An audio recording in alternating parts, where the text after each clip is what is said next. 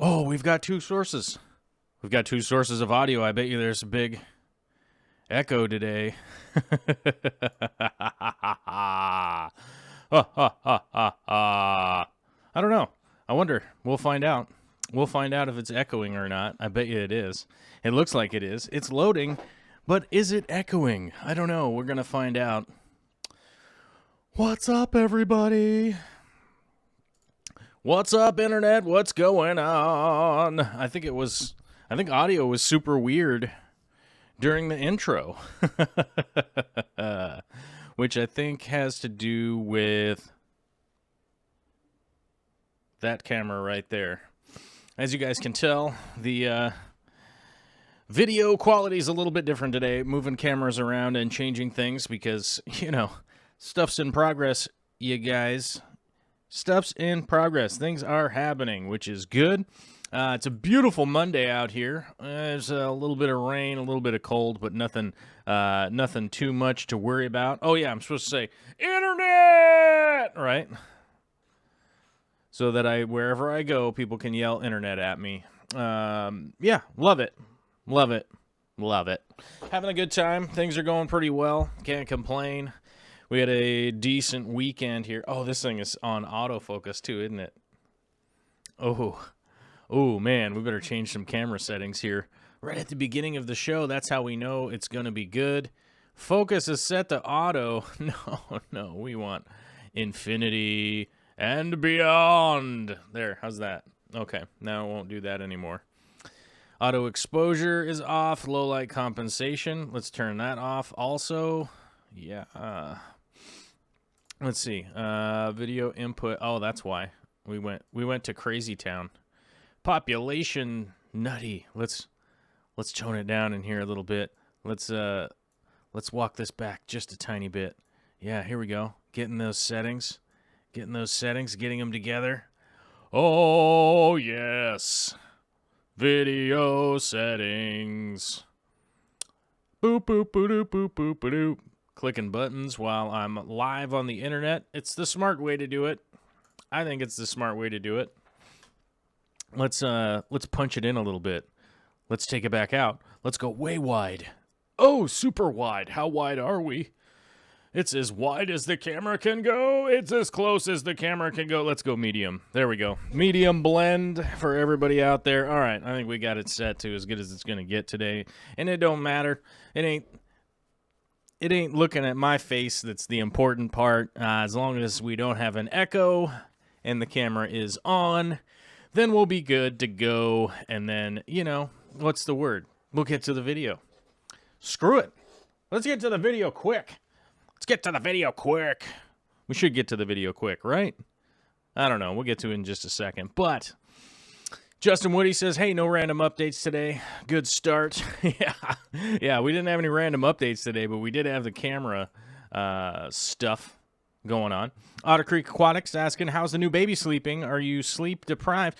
We were sleep deprived, but I will say we're getting the system down.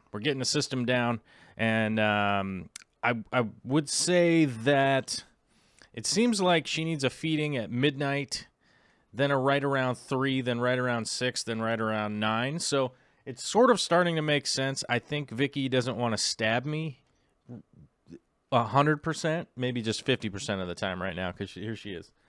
She's sneaking around in the background, being my lovely future bride. So I think she has been getting some better sleep. What do you think, babe? Some better sleep? Yeah, she says some better sleep. So it's not perfect or anything, but we're definitely starting to get down to a little bit of a system. And then, of course, she's going to go back to work in like 3-4 weeks, whatever that is. Don't quote me exactly on how many weeks that is. And I'm sure it'll get thrown right out the window and we'll be back trying to figure it out again. But in the meantime, not so bad. It is great having her here all the time, although I think, as I did mention with the sometimes wants to stab me, I think she wants to go do some stuff, not in the building, if you know what I mean.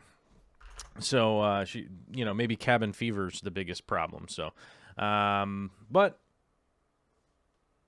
baby's sleeping, baby's doing good, and everything's going pretty well with that. Can't complain, Let's see. Savannah the Aqua Llama has showed up and said hi to everybody. Okay, cool. That means I don't necessarily have to say hi to everybody. But Soggy Pits, Rocky's Rocky, and Tyler Clinkscales got their notifications turned on. First ones to the chat today. Thanks for showing up super quick for the early chat. Digging it. Let's see. Let me see if we got anything else to address here in the questions, comments, concerns, complaints chat, whatever we want to call it. Scrolling.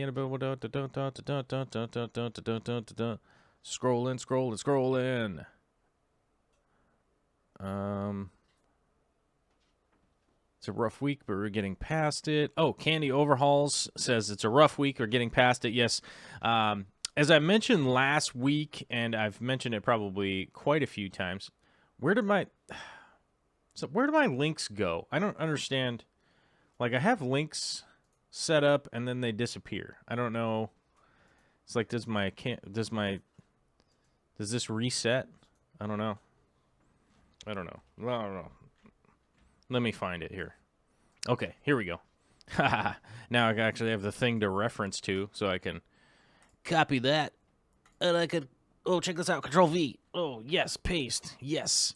So I can pop that into the chat. As I was mentioning last week, Candy and Caleb, Caleb is our number one fan who's been in a brutal toe-to-toe battle with the leukemia, the children's style, the children's varietal, Mr. Caleb.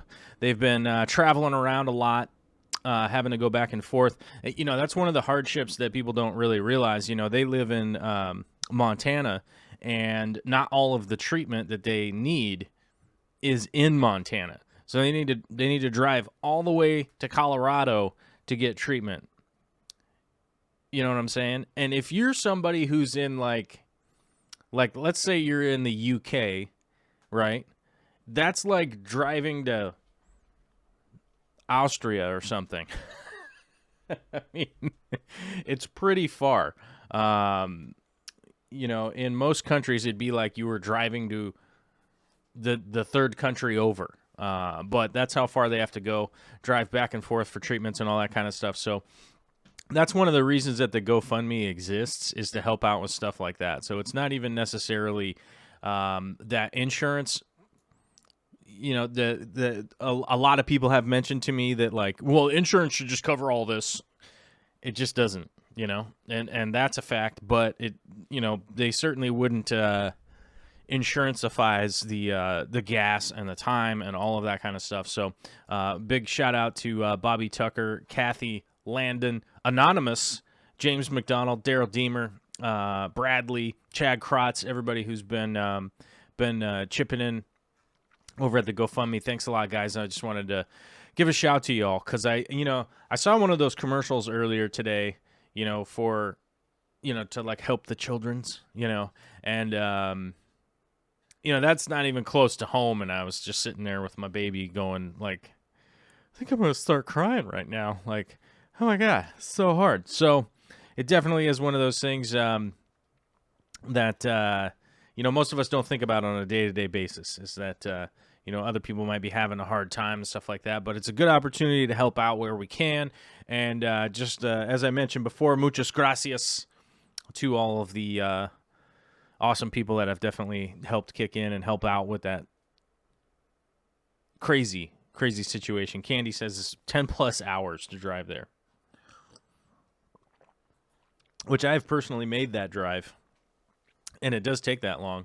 Hey, Vicki, you remember that? We're just going to drive from Montana down to Denver. See, look, it's just right there on the map. I think she realized about 8 hours in. She's like, how far are we going? Popping just going to spin by Vicky's cousin's house, which was pretty cool. I mean, I'll admit it was cool. It was definitely fun to have driven down there. I enjoyed the whole thing, but I think it just was a lot longer than expected. It does take a lot longer than people think. You look at it on a map, it's just right over there. You know, it's just a hop and a skip. And then there's just a little, like, line on the map. You just follow the line on the map, and boop, next thing you know, you're there 11 and a half hours later. And then you got to drive back. That's the thing, too. That's like hiking up a mountain. You know, you get up to the top, and you're super stoked, and you're like, let me take some crazy pictures out here and let the people know that I was at the top, and then you realize you got to go all the way back now. And that very last part, when you go down when you start your descent back down the mountain, that first little bit is real easy, mainly because gravity's doing a lot of the help. But then you get back, you know, once you've descended a little bit, you get to that part where it's just the same. You're just hiking, you know, to get all the way back down. Which, you know, having brought that up, I realize it's been a while since Vicky and I have gone on a good hike. Maybe we can find a babysitter and go look at a mountain. Who would want to watch our adorable baby? Who would want to watch our adorable baby? That's a good point. Who would volunteer to watch our adorable baby? By the way, got my picture right here just in case anybody be tripping. I got my baby picture. I can just pachow. Whoosh, whoosh. See? This is what we call technology. See that? It's an overlay, right?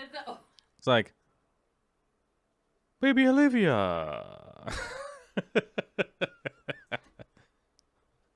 shaking my head at him. Yeah, I think people in 1973 could have pulled that off, I guess. You know what I mean? Technology. Tyler hiked a 4,000-meter volcano in Guadalupe. Remember, you have to walk back down. That's right. You do have to walk back down. That's the weird thing. Although, you know, maybe someday I'll get one of those, like, parachute glider things, and then we can just jump off the top and glide back down. Like wizard birds. That'd be cool. Welcome to Team Green Alliance, by the way. Yeah, I was there on day one for the Team Green Alliance. So, thank you for welcoming me, though. Daryl Deemer with a $10 super chat. Thanks, brother. Much appreciated. And Zombie Drummer, $6.49 super chat. Mysterious. Mysterious super chat numbers. Very, very mysterious. Definitely appreciate it. Thanks, guys. I think we got the settings figured out. Anyhow, what are we going to do when it's time to go to the video? What is all this extra? All right, I'm not going to mess with anything. But what is that? What is this? What is this in the settings? Hold on, I'm going to delete it. Let's see what happens. Oh, no, I just deleted the name. Delete. Oh, I didn't do anything. All right. Still works. Moving on. Let's go over to scene 2, where we've got the video at, and let's make it repeat. So this is just a look into the 150-gallon shrimp aquarium, which I have to admit is getting pretty neglected at this point, just because, you know, we got baby here, we got a lot going on, we got, okay, just with a baby going on, that means there's a lot going on, so it's just kind of one of those things.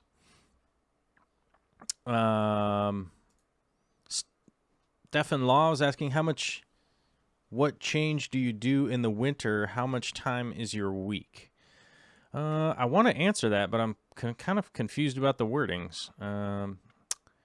Joel Gillett had to look that up. Sorry to hear that. Indeed, your job is kind of very difficult, and I could never do it myself. What is going on? What is going on in the chat? I'm trying to figure it out. I drove from Michigan to New Jersey in that amount of time. Whose job? What is going on? I'm confused with the chat. Sorry, guys. So I guess I'll just go back to talking about what I was talking about. We've got the baby and everything going on, so the 150 is a little bit neglected. The tanks are a little bit neglected. I will admit that it is. That's what's going on. it is things are being neglected a little bit, but that's also one of the reasons that we have plants in the aquarium. Plants will help us through the hard times, right, babe? Yeah. Yeah. So we're not having to dramatically do water changes constantly. And it's not going to be that big of a deal. It realistically is more of a deal of having to, pay attention to algae and plant growth and stuff like that and things that are going on other than, water quality condition more than anything. If I'm not adding a little bit of fertilizer or doing water changes because I am adding fertilizer or not adding fertilizer, for both of those things, one of the biggest deals is that we have to deal with is algae is going to be the biggest problem. So we are getting a little bit of blackbeard algae going on here in the 150, and people, they're like, how are you recovering from this? Because this would be what I would call kind of an atypical or typical. No, this would be typical. This would be more of a typical type of deal that people would probably have to navigate themselves. It's like, well, I haven't really been doing my water changes. I didn't really do my maintenance. Maybe you were out of town for a while. Maybe you've been getting booked doubles at work or something like that. Maybe you've just been super busy. So I would say that this is kind of on par with the kind of things that people would run into. And so people ask me pretty regularly, like, hey, I was gone for 2 weeks, and my tank's just a little out of whack. There are things going on. So first things first, we start out with a water change. So I actually near the end of last week, so it was like probably 5 days ago or something like that, I went through and did some bigger kind of recovery water changes. So we got that going. So we got the big water change just to kind of reset things a little bit and kind of get back to a baseline. You know what I mean? So once we've got back to the baseline a little bit, then what am I doing from there? So from there, instead of just going into a giant fertilizer dose, right? So instead of calculating my water volume here, which is about 200 gallons, instead of going, I'm going to bring my fertilizers all the way up to 100%, that is ultimately going to be a big problem. That's going to be a big problem with essentially recovering this system. And there are some people out there that will argue one way or another with me on this. I'm more recounting my experience because this kind of stuff has happened to me many times where it's just like, oh, I didn't really do a lot of maintenance. What are you doing down there? Oh, sorry. Sorry, Vicky. Vicky's over there being weird. But I'm just recounting some of my experience and things that I've been through before as, I get super busy with work and things like that. And it's like, oh, man, have I been doing my maintenance? So instead of just doing a bunch of fertilizer and dumping it in there, I've been adding a little bit of fertilizer each day, sort of keeping track of it, but I've essentially been adding not a third, right? So let's say because what I'm using is Easy Green. Here's a link for it if you guys are wondering what Easy Green is. It's an all-in-one comprehensive fertilizer from Aquarium Co-op. If you don't know who Corey is and you're watching this show or listening to this show, I would consider that to be a little bit odd because he's pretty well known at this point. But and there are like equatable fertilizers out there in the world. I just don't really hold me to it because I don't really know what's going on in Sweden per se, right? But regardless of that, what I'm doing is since I'm using Easy Green and I use the super concentrated version, if I didn't use the super concentrated version, it would be 1 milliliter per 10 gallons, I think is what it works out to. But I used the super concentrated version, so I would need a half a milliliter per 10 gallons. So what I would need in this tank is 10 pumps of Easy Green, right, out of the 1 milliliter dosing pump thing. And so what I'm actually doing right now is just 2 each day to get back up to 10.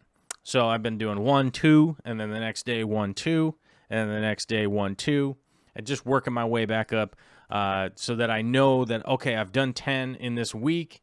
Let's see what happens as we come back to like next weekend, basically. This coming weekend, which will be like the 15th or the 16th. I'll see what has happened, what do we got going with like some of the algae and things, and what kind of production I'm getting out of plants. You know, you can see some of that Ludwigia on the upper right-hand corner, which means I got to turn on the whiteboard here. So in the upper right-hand corner, you can see this has grown all the way up to the top of the tank. I've got aerial roots hanging down, problematic, you know, some of that Alternanthera was growing way up to the top, and you can see I trimmed it and replanted the tops right over here. You know, I find that to be the better way to go with the Alternanthera, the big varietal, because as you can see, it grows all the way up, and it'll grow up out of the water. That looks kind of like a weird pear. Hold on, let's put a extra leaf on the top. Maybe let's round it out, and then this will be like the dark part of the pear, right? And then we'll just put a little highlight over here and give it a tongue. And, you know, okay, yeah. I'm not good at drawing with a mouse. I think we all know that. But so replanting the tops is the way to go. And you can see like this Ludwigia is completely grown all out of whack. It's growing all the way up to the top. We don't want that. It's going to be the same process with that plant to replant it. But what we really need to do is just slowly work our way back up into the fertilizers, because if I went and did that big water change and then went all the way back to 100%, that is a perfect opportunity for the algae to really get a grip, right? So as you can see, like some of these plants that are growing up tall, we don't want to encourage that tall growth. We want to encourage smaller, shorter, more compact growth, instead of it reaching up for the light and reaching and trying to spread out and mess with the other plants and stuff. So what we're really trying to do is actually, just bring our fertilizers incrementally back up so that the plants get an opportunity to uptake, because algae can uptake super quickly. If you think about it this way, algae would be more like germs and plants would be more like the elementary kids, right? So we think elementary students, we got to feed them every day. They grow just a little bit by little tiny bit by little tiny bit. Before you know it, they're a big giant human, but it's a long timeline, whereas the germs are going to multiply super quickly within this little elementary school, right? So all the little students in there will be passing around germs just like the algae goes around. And the algae can replicate super quickly just like germs, and so if I bring the fertilizers all the way back up, we ultimately end up with the problem. Oops, I have the whiteboard turned on. Sorry, I was trying to move me out of the way. We got to move this up here. Oh, I still got the whiteboard turned on. Clear the whiteboard. Come on now. I had clicked on this. There we go. Let's move me over here because there's stuff going on in the corner over there. I will mention here for just a second that sorry about the video portion here. I have a brand new camera, so I'm testing out the Canon M50. Saved up all my money. I bought a Canon M50 and a new gimbal, and I will be telling you guys all about that stuff later. But as you can see, the video here is just super dark, and sorry about that. Didn't have a whole lot of time to reshoot this little portion. And luckily, I won't have to be dealing with that again because I got the adapter here I was waiting for this camera. Main reason I had to get this camera, I would like to say that I saved up all my money. I just put it all on credit, so I'll be dealing with that later. But we had to get a new camera because I spent all of my production money on a new gimbal, and my old camera wouldn't work with the new gimbal. And needless to say, I'm super pissed about my new gimbal, and anybody that follows me on Facebook knows that I will not recommend that gimbal for anybody. I don't know how you say Zion, June. I don't know how you say it. That's the name. I spelled it out right there. I think that's how you spell it. I got the new Weeble from them, and I am completely dissatisfied with the intense amount of money that I spent on it, and it just really does not work like they say it works. But not to get completely sidebarred here, not to get on a complete sidebar from what I was talking about. I just wanted to mention that because I was looking at how bad that video was. And Jay Wilson with the $5 super chat says to shake it for me. That's ridiculous. That's how you get kicked off of YouTube, dude. Dub Rex is asking Pink Flamingo Crips. Who is asking? Somebody was asking. Well, I can give you. So I'm guessing what plants you're talking about are these right here. Yes, those are Pink Flamingo Crips. They are not growing well. It really but the big reason that they're not growing well, I can't explain. And so let's make sense of this. So I got Pink Flamingo Crips from Chris Lukup, who's with Dennerley. They brought some of those cryptocrine out for me to the aquatic experience. Now I packed those in my check bag, mainly just because it's way easier that way, and I have a hard shell check bag, so I was like, well, they're not going to get crushed, they're not going to get messed with or anything like that, which is normally fine, because I normally fly either Delta or Alaska. That's mainly two that I fly. I got booked Southwest this time, and yeah, everything came out frosty, which is not normally my experience with check bags with Delta or Alaska. So I'm not sure. I don't think that Southwest even minimally heats their cargo hold, which I wouldn't say it's like safe for anything to be alive in the cargo hold of Alaska or Delta, but I've never had plants or anything like that come out frozen from Alaska and Delta, so there's probably a subtle difference there going on that, would be my guess. And so they came back and they were just haggard, and they still are haggard.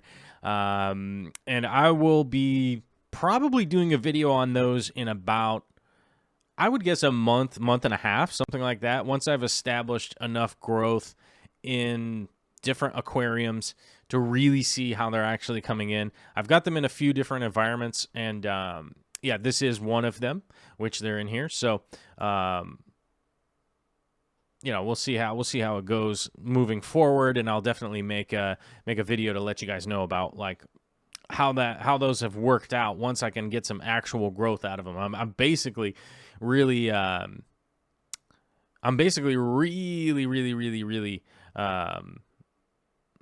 just having to recover them from just being pretty damaged, Some of the dwarf hair and stuff like that didn't get damaged from the cold, but the more sensitive plants certainly did. So, we'll see how it goes, and that's just kind of a deal. Jay's saying shaking the roots out. That's what I was talking about. Oh, okay. Yeah, I always shake the roots out for you, bro. Of course. Jason R says, hi ho. Good to see you. Super Bear Cow. What's up, Super Bear Cow? Says, hey, I made another live chat. Sweet. Any tips on making Ludwigia flourish? Yeah. I think I just posted some in here. I think that's the right link. There's the link right there. Easy Green. Easy Green is going to be the easiest tip. Use a little bit of Easy Green, and don't go super crazy with the lights, but a good medium amount of light is going to be quite sufficient for most Ludwigia. If you just hammer them with light, they have a tendency to kind of get a little bit of variegation to them. They'll grow a little bit of algae because they do keep leaves longer than most plants. But the weird downside is they start sending out all these crazy side shoots when you get just a ton of light on them. So just kind of go, I wouldn't say low and slow, but just medium slow with the Ludwigia. So get some direct light on them, but not just blasting. Hopefully that. On a scale of 1 to 100, like 73%. You know what I mean? Sam's asking, any plans on doing Blackwater scapes in the near future? I'd love to see more YouTubers highlighting this awesome aquarium style. It's possible.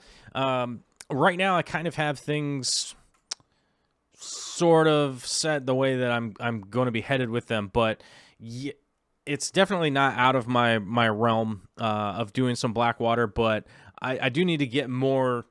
I do need to find some of my old Blackwater notes for plants and stuff like that do well in there, because, you know, I was thinking about Blackwater tank probably like, I think about a month. So it was like right before Olivia was born. Somebody had posted like an Instagram post about one or something like that, and I recall thinking about it, and I was like, gosh. Yeah, I should find my old notes and see if I can come up with exactly what setup I'd want to do as far as the Blackwater goes. But it will be some point in time.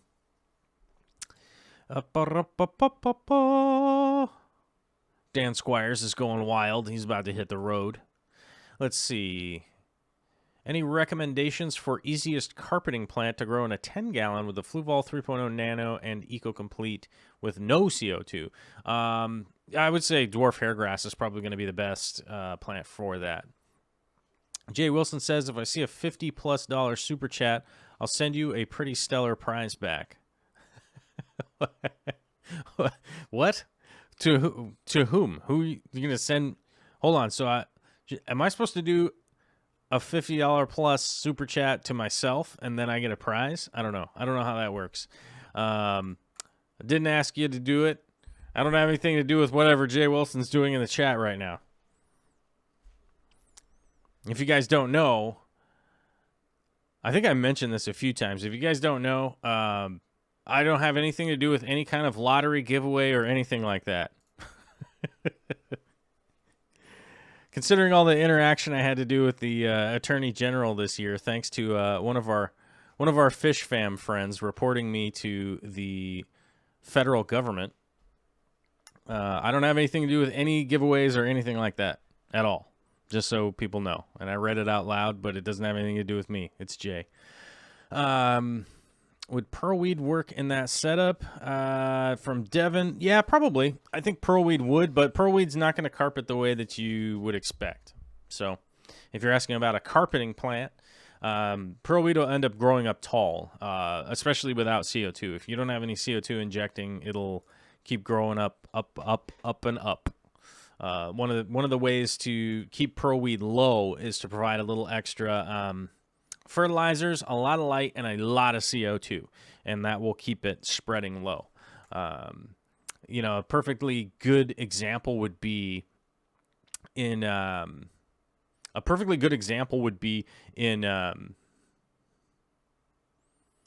what's the word? Perfect.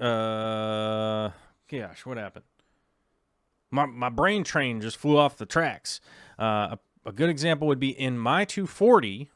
I have some pearlweed in the very back of the tank, and it's growing up nice and tall, which I really want. What's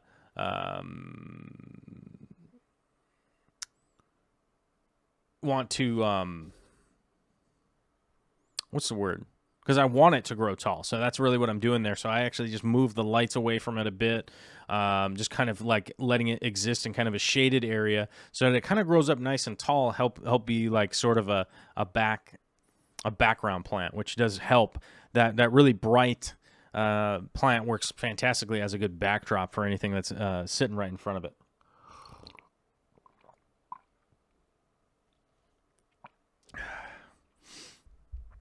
Uh-oh. Steven Skoglund just broke the super chat button. Well, thank you, Steven. That is quite the generous super chat, my guy. I appreciate it. Steven Skoglund, if you don't know who Skrimpy, Scrimpy, and Scrimperoo, he's been a long-standing oceaneer. He's been around for a really long time. And we love Skoglund. He's one of the oceaneers and one of the moderators around here, so watch out. Thanks, bro. Let's see. The Pile of Poo is asking, what are those mushroom-looking foreground plant? It's got a coin-shaped leaf. Huh. I don't know. We'll have to go back. All right. I'll rewind the video. It's actually not that hard. I just have to turn off the whiteboard. Let's see. I have to click the right click. There we go. So we got a coin-shaped leaf in the foreground. Let's see. What do we got here? I'm kind of rewinding the video too because I like that pan shot. So we'd hopefully try to get a little extra use out of that pan shot. Let's see. So down in the front, this isn't coin-shaped. That's not coin-shaped. That's a prickly pear. It's not called a prickly pear. Maybe this one right here? This is a white Anubias. Somebody that was asking about that. That is a white Anubias right here. That's white Anubias. We'll put a Deadpool X around it. Pink Flamingo. Styrogine repens is right here. More pink flamingo. There's a Crips right back here. Which, by the way, I don't know where... I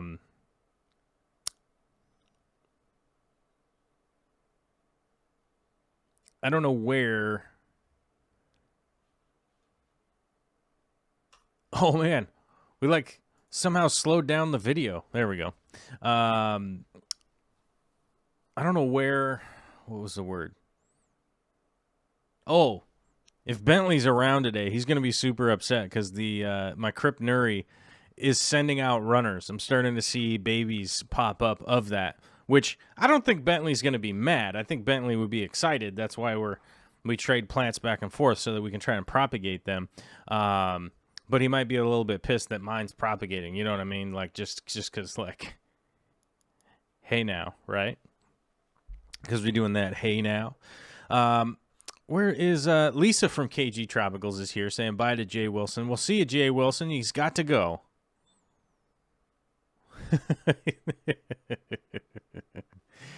Well, thanks, Jay. We appreciate it. I think Jay and I were talking about something. I think Aqua Shella comes up before the Aquatic Gardeners Association, and I think Lisa and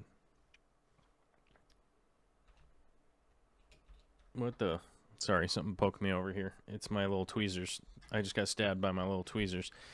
I set my hand on the table over there and got stabbed. That was pretty good. But the Aqua Shella is coming up, so I think John and Lisa are probably going to go. JH Aquatics, he's probably going to go to Aqua Shella. I think Daryl Deemer is going to go to Aqua Shella, and I think that's before the Aquatic Gardeners Association. And I'm undecided whether I'm going to go or not to Aqua Shella. I think I mentioned that somewhere on Facebook, and then people got all mad at me. They're like, you should just say you're going to go. And to be brutally honest with you guys, I don't know that I'm going to make anything except for the AGA this year. You know, the Aquatic Gardeners Association, it is close to me. I will be helping out with something there. I can't really tell anybody. I can't really tell anybody exactly what I'm going to be doing or not doing, but I'm going to be there a little bit involved in some setup and things like that. Like I'll be there with the Aquarium Co-op with Corey, and I think we have some pretty cool stuff going on. Like I said, I don't know exactly what's going to happen as far as the AGA goes. Like I had some ideas of what I wanted to do, but you know, recently somebody asked on the Patreon if the AGA is actually $81 per person. And I think that it is. So I think there's some mention that that's not exactly like a family-friendly kind of deal. And you might be right. Maybe Aqua Shella is more family-friendly for certain people and stuff like that. Maybe it's less travel for you. For me, it's a lot of travel. It's a lot of plane travel. I'm gone from my family. I'm gone from work. You know, we went to the aquatic experience, and as much fun as I had at the aquatic experience, it was a lot of money out of pocket, and I didn't make a lot of money, and I was gone for time that I could have been working. So yeah, I don't know if I'm going to go to Aqua Shella, and there's 2 of them this year, so that's like 2 extra trips. So I don't know. I don't know if I'm going to go, but I would say I'm going to be going to the AGA, not only because I'm going to be able to do some work there, I'm also going because it's close, so I don't have to travel and be away from my family. You know, there was a lot of goals around here to get to be able to go do more travel and stuff like that. And, you know, I'm not disappointed in the direction that everything is going, but, you know, it really boils down to like, if I go to those conventions and stuff like that, you know, when I went to the aquatic experience, I think it cost a total of about $1,600 to go. So, and I didn't make any money while I was gone, you know.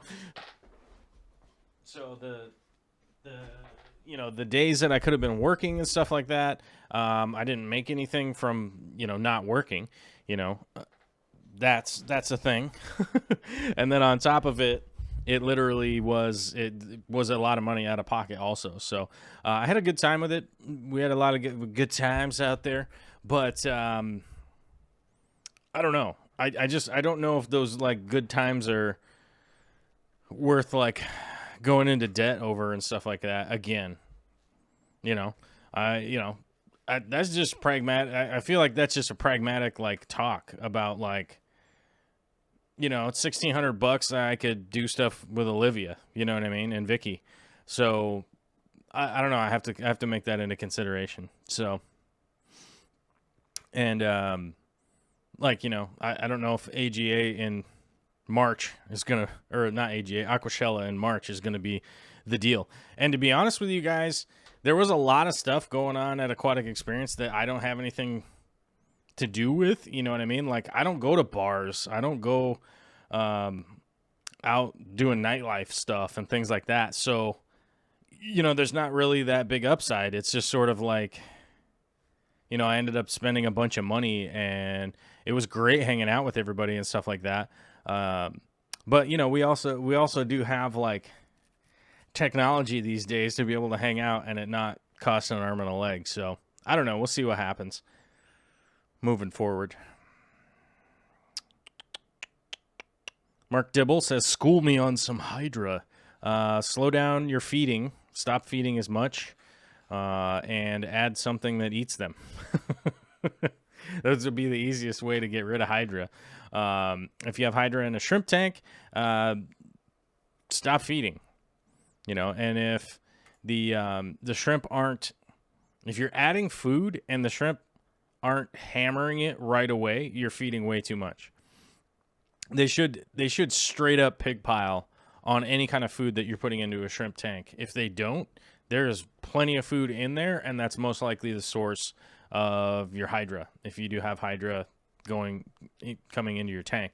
Planaria and stuff like that is something that will be in water. You know, it's like saying, oh man, I got amoebas in my water. It's like, they're probably there unless you had heavily filtered water, but chances are if your water hits any other water, you probably have amoebas somewhere, you know, unless you boil it or freeze it.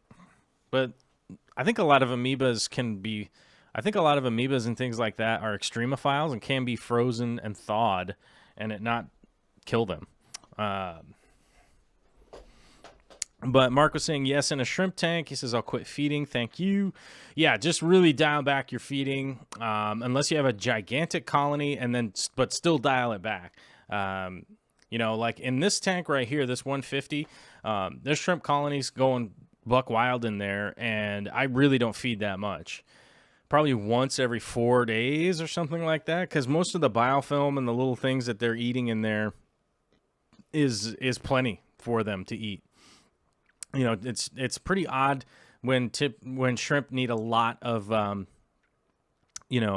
artificial food. But a really good food that I found. Hold on a second.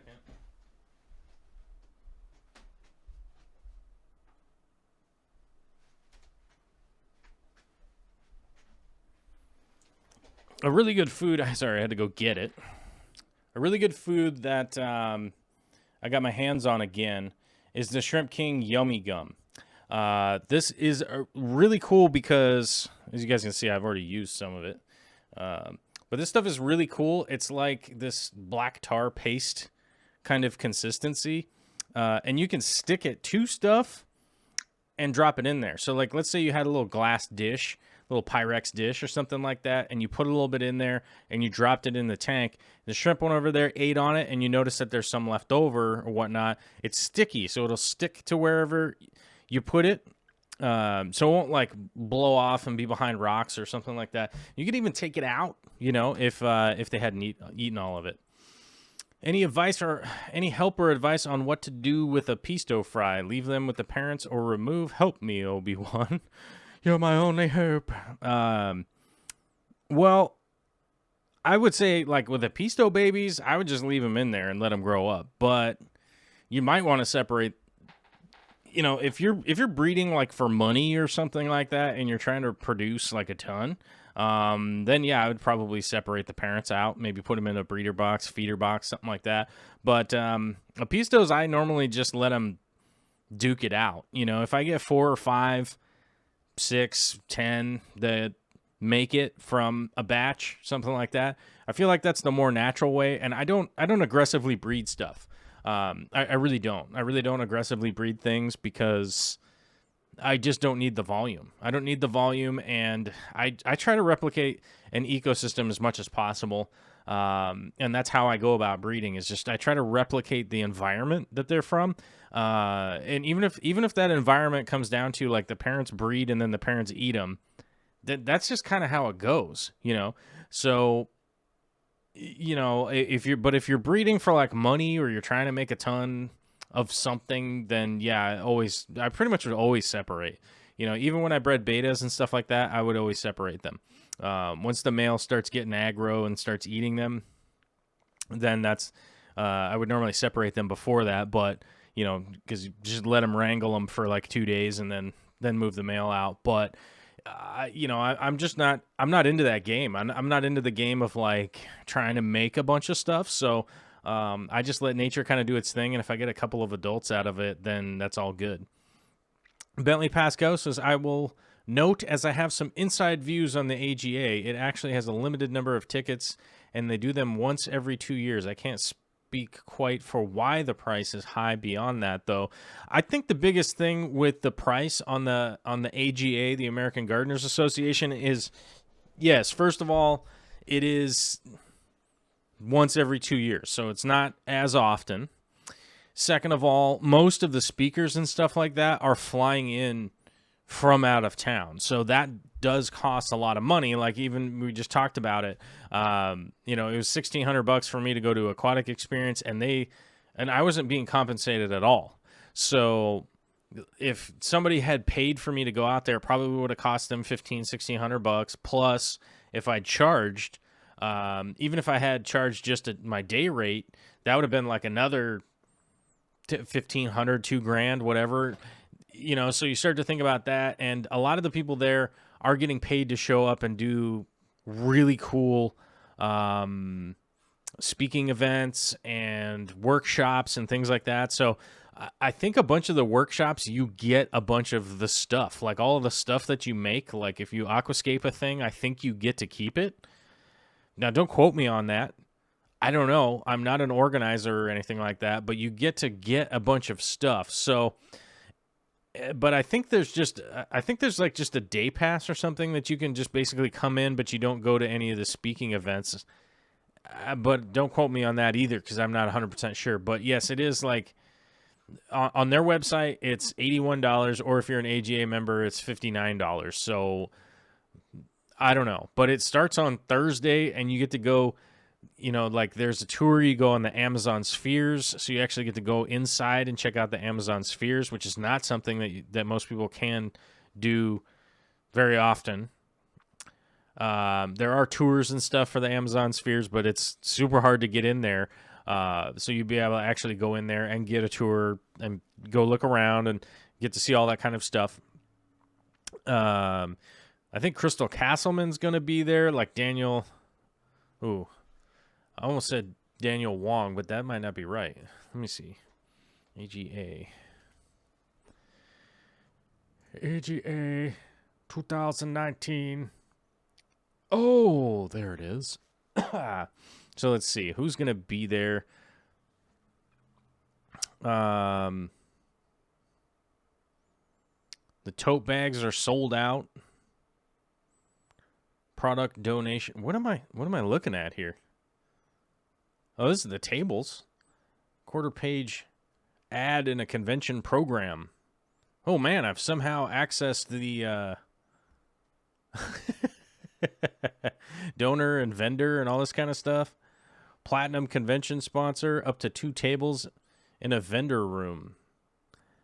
Posters in speaker room and vendor room. 2 convention registrations. Hospitality suite sponsor. Exclusive sponsorship and naming rights to the suite. Speaker sponsor. Exclusive sponsorship per speaker. 1 table in the vendor room. Posters in the speaker and vendor room. So I guess you might be able to become some kind of sponsor, I guess. I don't know. All right. Hold on. Let's go over here. Convention. Whoa, this took me to a weird gateway. Oh, okay. Here's the regular page. I don't know. Maybe I was on the page you're not supposed to know about, but I haven't signed into anything, and I'm sure as hell not a member, so. I'm not a member of anything, you guys. I don't know. I already have enough crap to pay for. I don't know that I want to be a member to anything. Let's see. Register now. I think this is where I saw it. Yes. AGA member, $59. Non-member, $81. Saturday banquet, $32. There's a Friday morning Wabikusa workshop. Nano aquascaping workshop. Thursday evening field trip to go to the Amazon Spheres. So you actually go to the Amazon Spheres at night. Ooh. That might be... But that's sold out. A bunch of the parts are sold out. I don't know. Hell. I'm just going there. So I don't know. I'll be at it. I'll be hopefully working there. I don't know. We'll see what happens.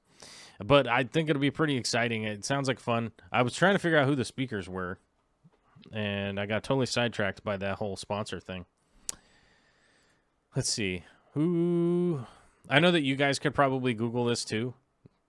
But there, I've got it open. Crystal Castleman's going to be there. Dennis Wong's going to be there. He does advancedplanettank.com. Kara Wade, who I have no idea who that is. Veteran of the Planet Aquarium hobby, focus on lighting science and cultivation. Okay, Corey McElroy will be there. Vin Cuddy will be there. Vin will be there. Okay. Yeah, I think that's worth $81 just to go see all them speak. So, you know, maybe it's not family friendly. Maybe Aqua Shella is more family friendly. I don't know. I haven't been to Aqua Shella, so I don't know how good it's going to be. Let's see. I gave it a thumbs up already. I think Caps is doing the Wabikusa event. Yeah, it's possible. What up with the thumbs up button? Do some of you not know to hit it? Come on, folks. That's right. You got to hit that thumbs up button. Did you guys see the experiment I did with Friday's live show? I just left the goofy, like, non-English word and stuff up on there, like words I made up. It totally murdered that video. It killed it. Killed it hardcore. It just, like, went off into oblivion, and YouTube was like, oh, there will be no more of this. Man, it's all sorts of people, like, coming and going from the live stream today. How odd. Multi-Tech Addiction with a $5 super chat. Yay for the AGA. He'll be there. Awesome. Yeah, I'm looking forward to that. That will be fun. I wish I could make it back down to, like, the Willamette Valley. Is it the Willamette Fish Club? I think that's right. Willamette Fish Club down in Oregon. It just hasn't really worked out to make it back down to Oregon. It's been crazy, man. But needless to say, let's move on to a new thing. So I think our dog is out there going bananas. Are you okay? I think someone's at the door. I hope it's not a ghost, you guys. If it's a ghost again, I'm gonna freak out, you guys. If there's a ghost at the door, I'm gonna freak out.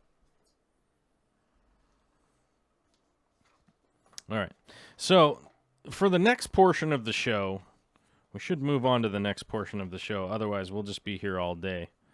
And people will be wondering, like, what is this weirdo talking about?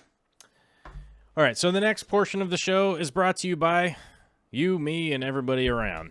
Okay. So the new camera we got here, Jay Wilson was saying it was his favorite camera of all time. Okay. This camera right here, I guess we should probably turn it on or something. Make it look fancy. Manual focus, no card in camera. Smooth, buddy. So the new camera that we got is the EOS M50. It's a pretty basic camera. It does, but the main reason that I got it is to utilize it as a B camera, to be able to get all of those like gimbal sweepy shots and the goofy stuff like that. As you can see, if you're reading on here, you'll notice that, well, that's at f5.6. Hold on. So on a lens right here, I'll actually go all the way down to f2.5, which that is not where this camera or where this lens is supposed to be at. And the reason for that is, of course, there's like no branding on their box right here. But for the speed booster that came in, which is obviously upside down, so let me put it right side up, and you guys probably won't be able to see that as it focuses. Viltrox speed booster.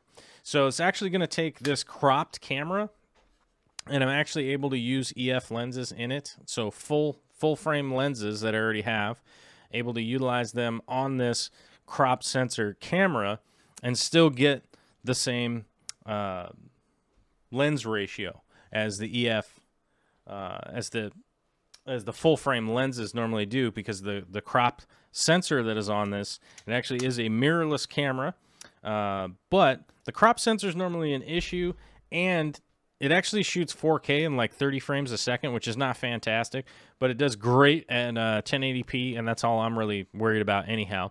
But with that adapter on there, I'm actually able to utilize the full frame lenses, then only just the little bit of crop to go into the 4K. So the 4K, instead of being completely cropped down to a tiny little bugger, it'll actually just be a regular crop sensor size. So that's what I'm pretty excited about. But like I said earlier in the show, the gimbal is a disaster, and so I'm about to go full freak out mode on Zion, because let me read this email that I got back.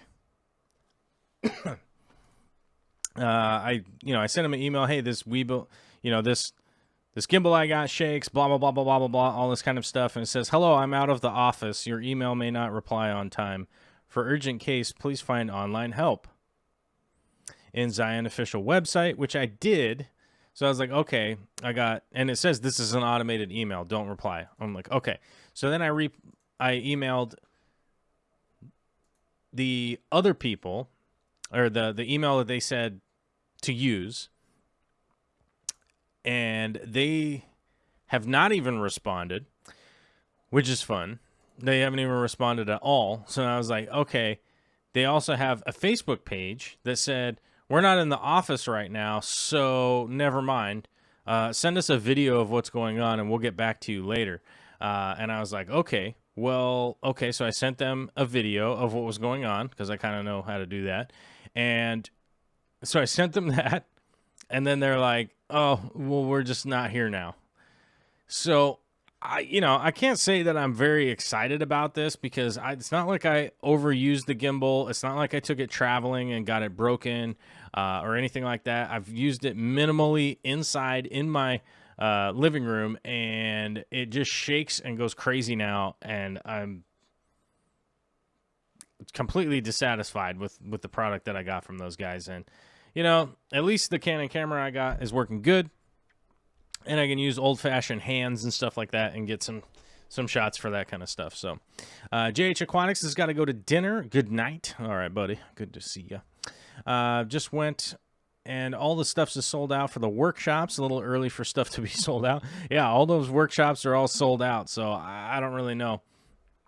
I was just, I guess the whole reason I got onto that is I was really wondering, like, if I was going to go to Aqua Shella or whatnot, and I just wanted to let you guys know ahead of time. I'll be going to the AGA, and that's kind of my plan. So anybody, at this point in time, I just don't know what my schedule is going to be like, because, as I mentioned earlier, it costs a ton of money to try and go on all these things, and, it is what it is. Like, I love meeting you guys and hanging out with you guys, but if it's at the cost of, like, like I can't pay my mortgage because I was hanging out in Dallas, then just we'll have to skip that. Like Ramosa just showed up. Hopefully people hit the like button, I guess. We got the hit the like button and all that stuff's important. I'm going to go back to this because my camera looks terrible today because, as I said, I had unplugged it and plugged in a new camera, so it's just went kind of down the toilet. Joel and I were discussing my job and the tough weekend. We had a LODD of a firefighter, and it's tough time for the community. Sorry for the confusion. LODD, I don't know what that means. What is going on in my living room right now? Oh, line of duty death. Oh, I'm sorry to hear that. Oh, Jamie, I'm sorry to hear that, my guy. That's hard times. Sad to hear firefighter pass away. These guys do a lot of good stuff. Firefighters were here the other day because we thought that there was a not a carbon monoxide, not carbon dioxide, carbon monoxide leak. So they came out to test it, and it was pretty cool. All right, guys, we're getting down to the end of the show because we went through the video, we went through the other stuff, and I don't know. I'm feeling like I ran out of stuff to talk about. It's Monday. I'm kind of tired. Realistically, I have to get about an hour in, and I start to realize, like, I actually am tired. And there's some kind of nonsense going on back there, and I got to get ready for Seahawks Monday Night Football. So Monday Night Football is coming up in less than an hour, so I got to get kind of ready for that. So hopefully this was an entertaining show. Hopefully you guys had a good time. If you didn't check out, I posted a edited video earlier of a fish room tour, and so go check that out if you're still like gotta watch stuff. I don't know. I got 900 videos up. I'm sure there's something you all could watch to fill your time in the meantime. But I hope to be back on Wednesday unless I get booked for a big time job, which I might. If not, then I'll be back on Friday, and hopefully some more edited videos coming out to you very soon because I got some of that shot today. We'll see how it goes. All right. Have a fantastic weekend, you gangsters. Gangsters.